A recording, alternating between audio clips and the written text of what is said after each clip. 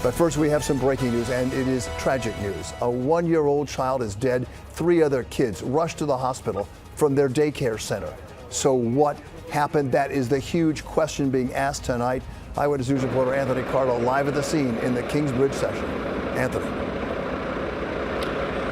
Bill, firefighters and police both working as we speak to figure out just what happened here. FDNY hazmat trucks showed up here just moments ago, and if you take a look right over my shoulder, you can see the FDNY has set up a decontamination tent right outside of this building, which hosts a daycare in the basement there on the first floor. Initially, firefighters were looking into the possibility of a carbon monoxide leak, but as the investigation goes on, it seems to look like that is less and less the cause of this whole tragedy. The children, we are learning from police sources, ate at around 1 this afternoon and took a nap.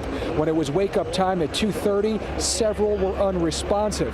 Part of the investigation now is trying to determine what they ate and whether the contents of what they ate were suspicious.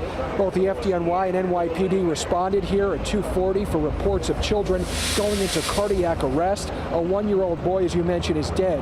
The other 3 children are expected to survive. A 2-year-old boy, a girl between 7 and 9 months old. Both were taken to Montefiore Medical Center, and a 4th child taken to Bronx, Lebanon by private means. The daycare here, Divino Nino, for kids 6 weeks to 12 years old, and we spoke to a next-door neighbor who saw the owner of the daycare out here earlier with police. She says it is a fairly new daycare, and a woman who lives in the building opened it up.